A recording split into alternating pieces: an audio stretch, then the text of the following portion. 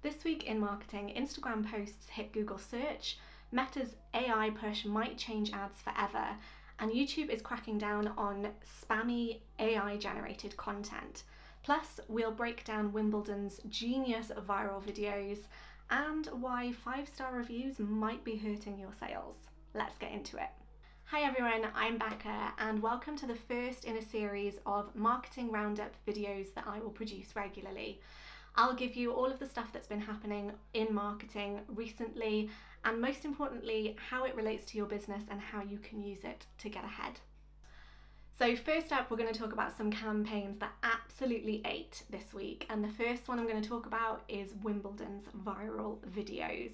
So if you haven't seen it yet, Wimbledon have been giving their spectators microphones and then recording real conversations from real people watching the events play out in the Wimbledon sport. Here's a look at what they captured. That man is playing Wimbledon at 22 and Played Wimbledon at 19. Yeah, he played at 19. Brilliant, and Yeah. I'm just drinking Pimm's on a hill.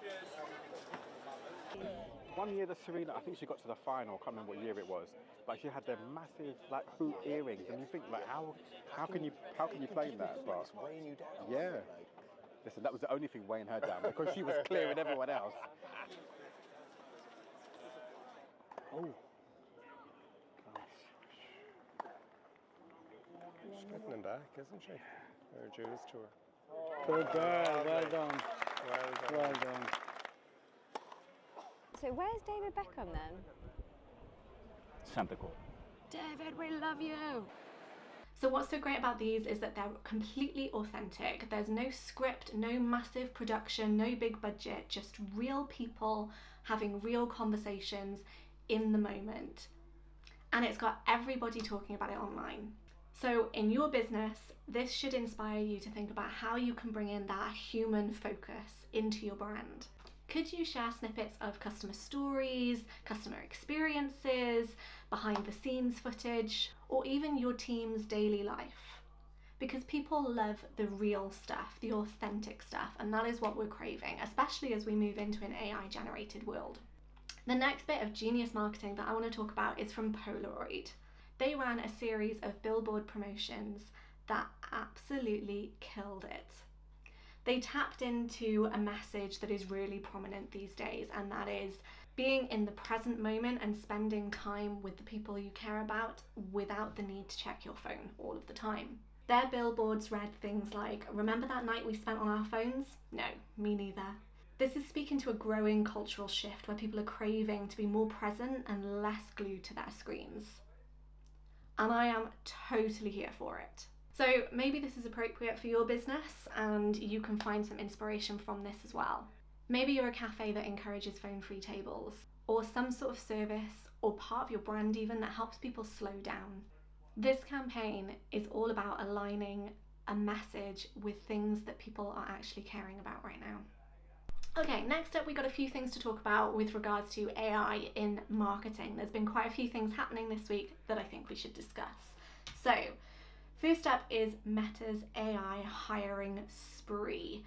They have been making headlines as they ramp up and hire a bunch of AI roles. They have poached Apple's AI expert and they're not done yet. Their goal is to build systems that can create entire ad campaigns for businesses. So your image, your video, your copy, even your targeting, just from a product photo and a budget. This could be an absolute game changer. Basically, this could make professional level ads accessible to everybody, not those who are just employing large agencies to handle their ad creation and management. But it also means that ad spaces are going to get busier with more competition. To stand out, focus on your brand's unique personality and story, because that isn't something that any AI can copy. Next up, YouTube has announced that it's going to be cracking down on spammy AI content.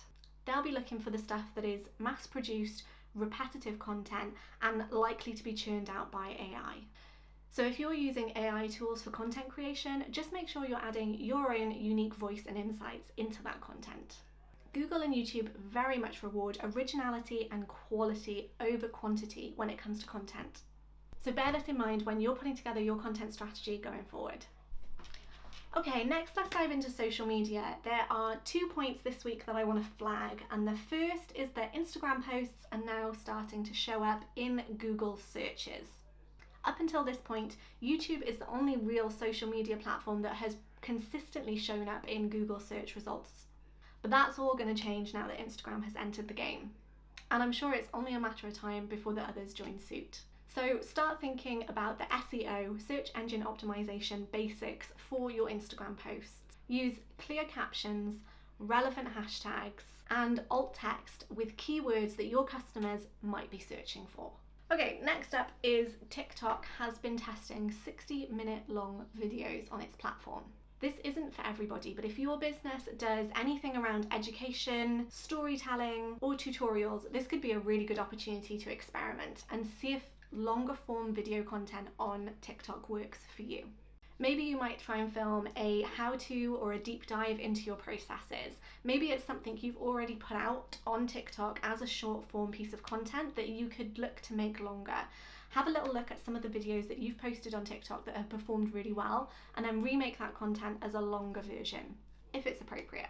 Next up is an update about the third-party cookies that we all see across most websites. It's the little things that pop up in the corner saying, do you accept, decline, accept, non-essential cookies, etc. So Chrome, which is Google's browser, are planning to phase out the cookie pop-ups by the end of 2025. Cookies are how we retarget ads to people who've already visited our website. And if Google's Chrome browser does away with them, then we as businesses need to look at other ways that we can collect that kind of data. So start thinking email subscribers, loyalty programs, surveys, anything really that will allow you to keep marketing directly to your audience.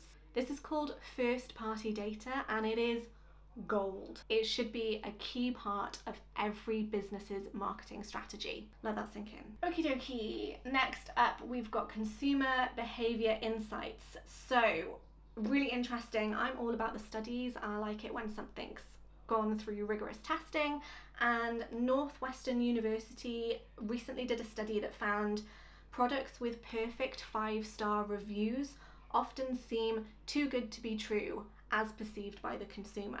And it also stated that consumers tend to trust ratings in the 4.2 to 4.5 range more. And this is basically around people understanding that one product can't be appropriate for everybody. So a few negative reviews make something seem more authentic than lots of 5-star reviews, which might feel more forced or bought or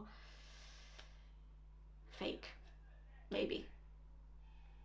Not saying your 5-star reviews are fake, you have earned those 5-star reviews, but maybe just don't freak out so much when you get the lower reviews. Oh my gosh, it is so hot.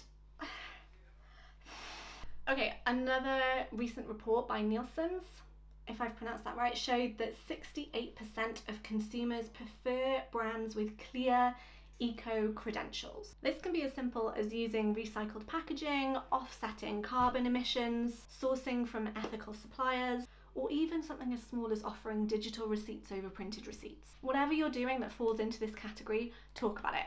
It matters to your customers, and if they're deciding between you or a competitor of yours, every little sway in your direction is worth highlighting. What have we got next?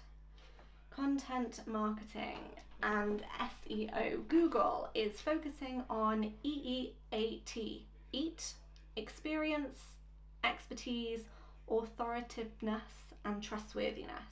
So we need to make sure that you are highlighting all of your credentials. So if you're an expert in something or you have some sort of authority over other people in a specific topic, that needs to be on your website. And it could be in your About Us section, or you could share a blog post on your website highlighting something that you know a lot about. Or perhaps you can write a blog post about serving your customers and your lessons learned from that, because Google values real life experience as much as it values perfect SEO.